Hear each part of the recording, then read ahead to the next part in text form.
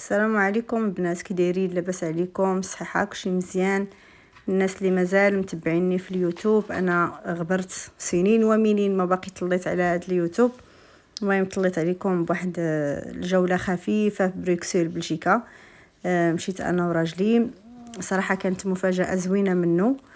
وزرت بلجيكا واخيرا. المهم نزلنا في هذا الاوتيل ديال ايبيس، وانا كنصح الناس اللي نازلين لبلجيكا ما ينزلوش فيه، على حقيقه المعامله ما زويناش، والوطيل حتى هو ما زوينش.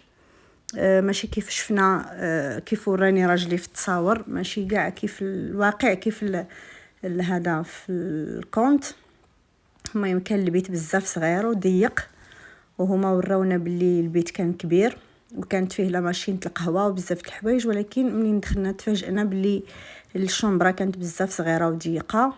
المهم هذه هي الشومبرا كيف ما شفتوا، تاع شخص واحد وخلاص، وهذا هو الحمام. حمام زوين، غير الشومبرا كانت ضيقه بزاف، والمعامله كانت ناقصه عندهم، يعني هما بحال اللي كيتعاملوا معاك انت زايد ناقص.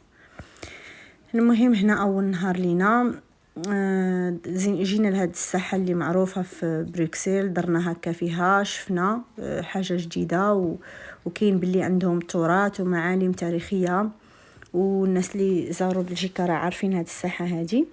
وخلاص كيف ما كتشوفوا، شوفوا الخدمه ديالها والنقش وشي حاجه زعما بزاف بزاف هائله زوينه بزاف. ودرنا هنايا وعجبنا الحال بزاف. واللي تار انتباهي هو كميه تاع العرب اللي كاينه، او المغاربه اللي كاينين تما. يمكن اكثر دول في اوروبا فيها المغاربه هي بروكسل. كيف ما شفتوا البنات كي قلت لكم، خلاص هذه هي الساحه اللي معروفه عندهم. هاد الوافلز كيكون بجميع النكهات، النكهه اللي بغيتي. هو ماشي شي حاجه زعما اكسترا، بصح مع الحلاوه وداكشي والنكهه اللي بغيتي كيجي شي حاجه حلوه هكا زوينه. وخلاص يعني انا صراحه ما عجبنيش بزاف، دقتو جاني بزاف حلو، ما قدرتش نكملها وما كملتهاش فعلا. خلاص هنا الساحه القدام ديال الساحه فين كاين البازارات، فين تيتقداو الناس والتوريست.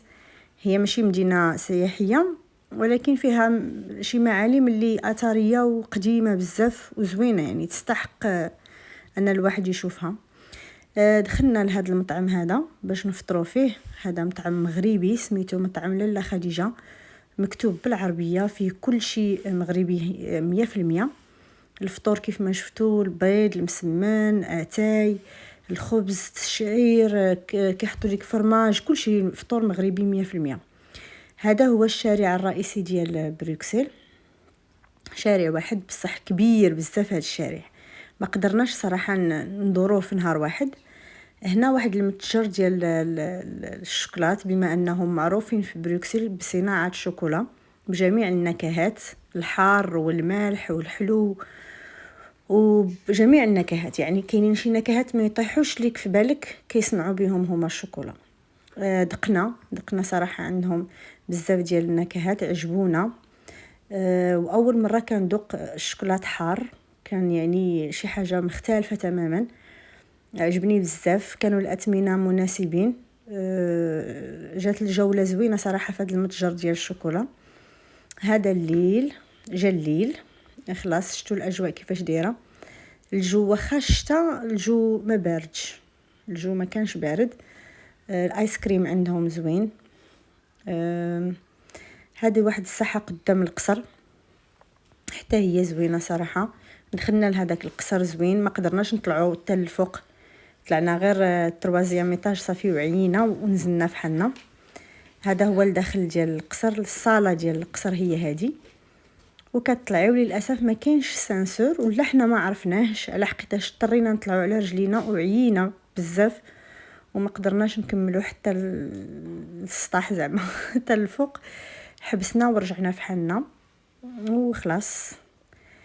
واخيرا مشيت الاكسيون اللي كنت بزاف طالبه راجلي باش نمشي عليه نشوفو.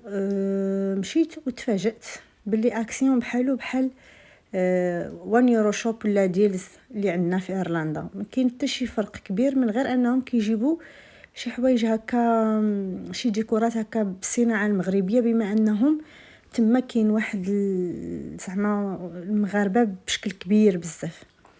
هادشي اللي كاين، ما لقيناش شي حاجه زعما اكسترا في اكسيون. شفت بزاف تاع لي تروك هكا كاينين موجودين في اي بلاصه، كيسان، منظمات، كاع هادشي عندنا. غير كي قلت لكم بعض الديكورات اللي ما كاينينش في ايرلندا لقيتهم تما.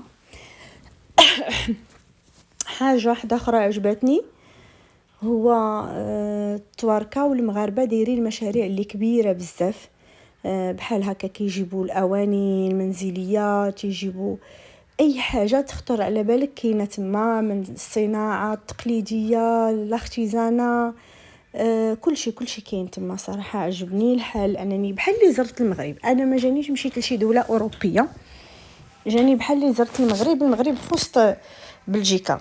يعني تلاقيت مع المغاربه في جميع المجالات في جميع الاماكن.